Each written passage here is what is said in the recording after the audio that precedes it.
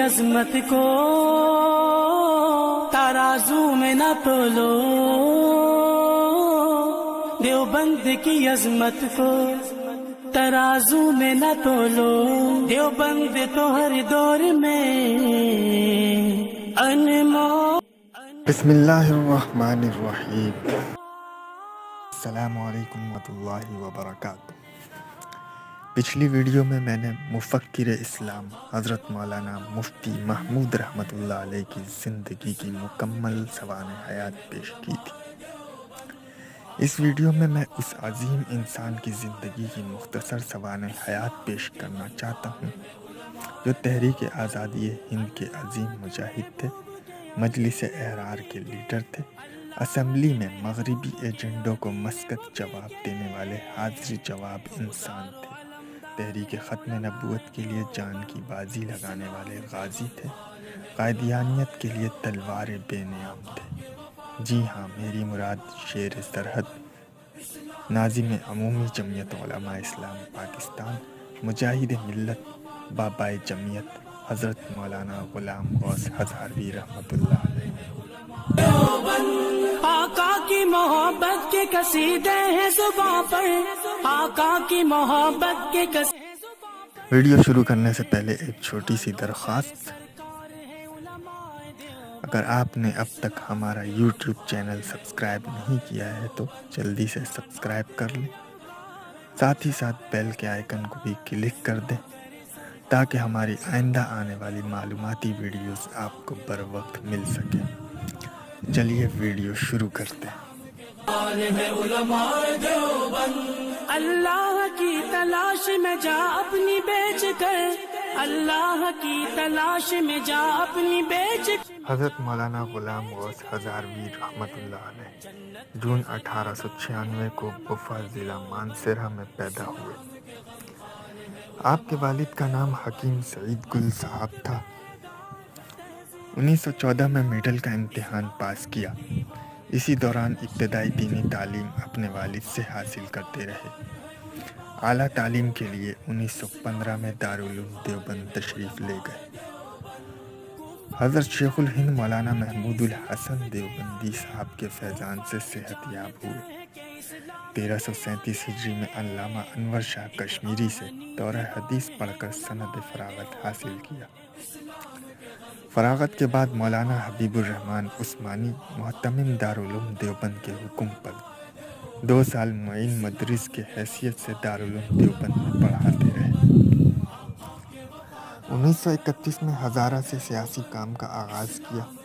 انگریزوں کے خلاف کام کرنے کے نتیجے میں گرفتار ہوئے اور 1934 کا پورا سال ایبٹ آباد اور بنوں کی جیلوں میں گزارا۔ 1933 میں قادیانیوں کے خلاف گراں قدر خدمات سر انجام دی۔ انگریز فوج میں بھرتی کے خلاف احرار سول نافرمانی کی تحریک میں شریک ہو کر 1942 میں گرفتار ہوئے اور 1 سال ڈیرہ اسماعیل خان جیل میں گزارا۔ 1919 میں جب جمعیت علماء ہند وجود میں آئی تو حضرت ہزاروی نے نہ صرف جمعیت علماء ہند میں شمولیت اختیار کی بلکہ اس کی طلباء کی ایک شاخ اسٹوڈنٹ ونگ جمعیت الطلباء کے نام سے قائم کی۔ 1930 کو کانگریس کے اجلاس بفا ضلع مانسہرہ میں منعقد ہوا جس میں مولانا غلام غوث ہزاروی نے بھی شرکت کی۔ اجلاس کو حکیم عبدالسلام ہری پور، غلام ربانی لودھی، مولانا خان میر ہلالی پشاور اور ملک فقرہ خان آف ملک پور نے ترتیب دیا تھا۔ بفا اور اس کے گرد نواح میں ملک فقیرہ خان اور مولانا غلام غوث ہزاروی کی شہرت کی وجہ سے جلسہ بڑا کامیاب ہوا۔ مئی 1931 کو مولانا غلام غوث ہزاروی کو پشاور کانگریس کے مقامی رضاکاروں کی کور کا حوالدار منتخب کیا گیا۔ ستمبر 1931 کی CID رپورٹ کے مطابق مولانا غلام غوث ہزاروی کی تجویز پر ہزارہ کے لیے افغان جرگہ کی ایک شاخ بنائی گئی جس کا امیر مولانا غلام غوث ہزاروی کو چنا گیا۔ جرگہ تمام جرائم کے فیصلے شریعت کے مطابق کرتا تھا۔ سول نافرمانی کی تحریک میں جب انگریز حکومت نے حاجی فقیرہ خان کو گرفتار کیا تو 28 ستمبر 1931 کو مولانا ہزاروی نے بوفا میں ایک بہت بڑی ریلی منعقد کی اور اپنی تقریر میں لوگوں سے کہا کہ تمام لوگ ایبٹ آباد جیل کے سامنے احتجاجاً بیٹھ جائیں اور اس وقت تک نہ اٹھیں جب تک فقیرہ خان کے تمام مطالبوں کو مان نہ لیا جائے۔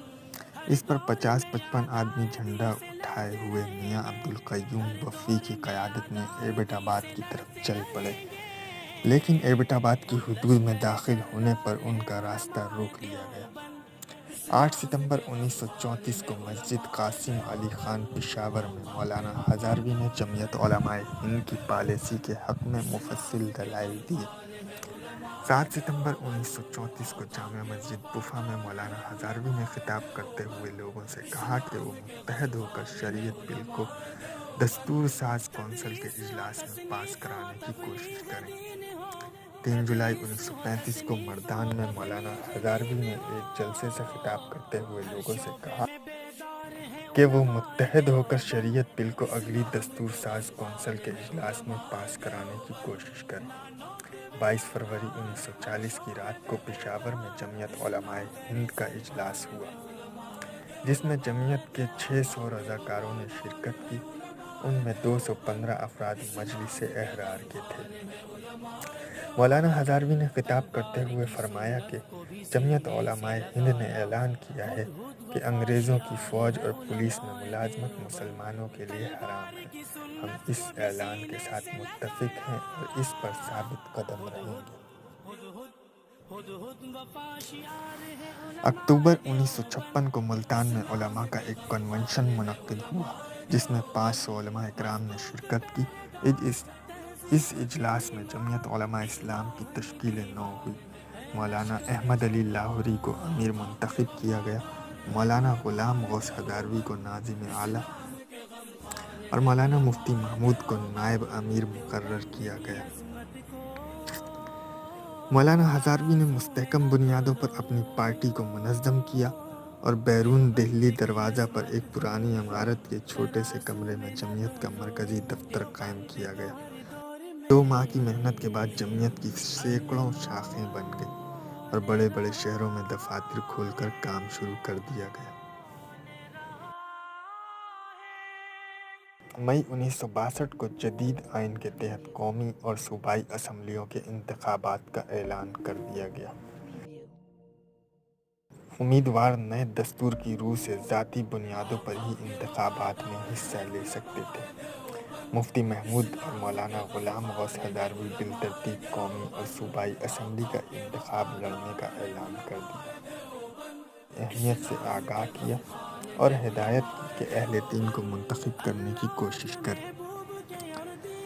اپریل 1962 کو غیر جماعتی بنیادوں پر کیے گئے انتخابات میں مولانا ہزاروی نے مغربی پاکستان کی صوبائی اسمبلی PF 33 ہزارہ کی سیٹ پر الیکشن لڑا اور بھاری اکثریت سے ووٹ لے کر کامیاب ہوئے۔ قومی اسمبلی کے اجلاس کی طرح صوبائی اسمبلیوں کے اجلاس بھی بلائے گئے۔ 9 جون 1962 کو مغربی پاکستان اسمبلی کا اجلاس منعقد ہوا اور چند دن ابتدائی کارروائیوں کے بعد 18 جون کو بجٹ اجلاس شروع ہوا۔ اس اجلاس میں مولانا غلام غوث نے مارکۃ الآراء تقریر فرمائی۔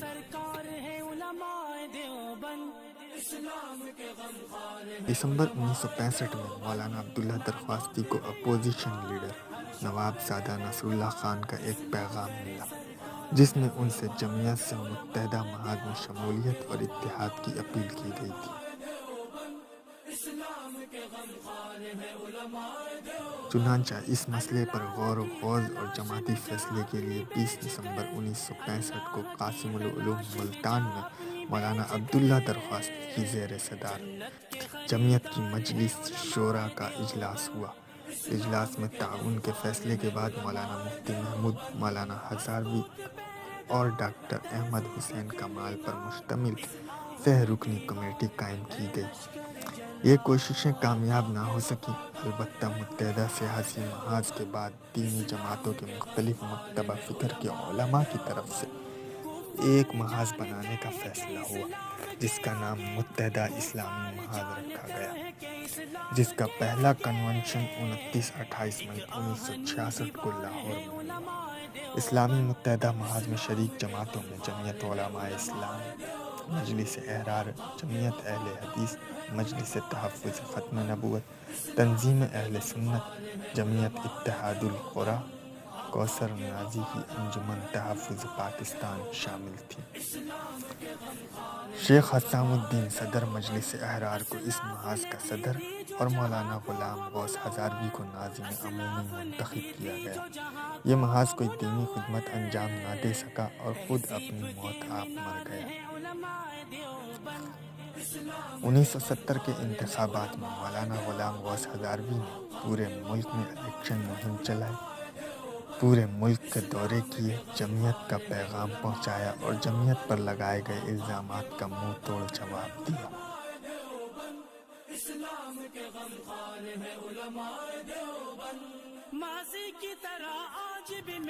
مولانا نے اپنی پارٹی کے ایک مقرر کی حیثیت سے بہت سے عوامی جلسوں سے خطاب کیا۔ انہی خدمات کے سلسلے میں مولانا کو بابائے جمعیت کا خطاب دیا گیا۔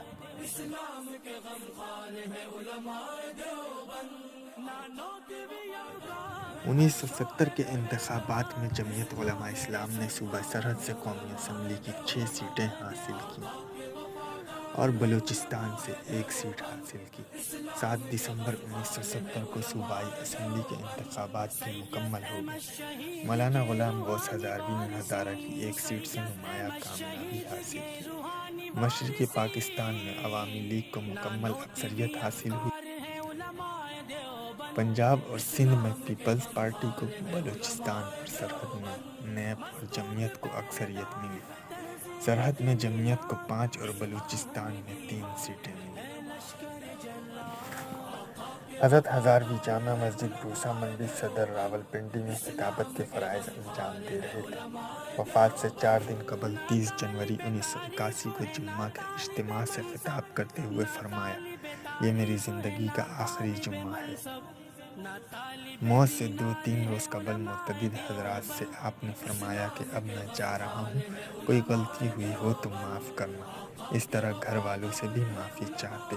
3 فروری 1981 کو دوپہر کے وقت کلمہ طیبہ پڑھا اور جان آفرین کے سپرد کر دی۔ 4 فروری کو تاریخی نماز جنازہ کے بعد آبائی قبرستان خفا میں سپرد خاک کر دیا گیا۔ تو یہ تھی حضرت مولانا غوث غلام ہزاروی رحمۃ اللہ علیہ کی مختصر سوانح حیات۔ اگر ویڈیو پسند آئی ہو تو لائک اور شیئر کرنا نہ بھولیے گا۔ اگلی ویڈیو تک کے لیے اجازت دیجیے۔ اللہ حافظ۔ اسلام کے غمخوار ہے علماء دیوبند، آقا کے وفادار ہے علماء دیوبند، اسلام کے غمخوار ہے علماء دیوبند۔ تدریس ہو، تصنیف ہو، تبلیغ دین ہو، تدریس ہو، تصنیف ہو، تبلیغ دین ہو، ہر شعبے میں بیدار ہے علماء دیوبند، اسلام کے غمخوار ہے علماء دیوبند، نانو دیویا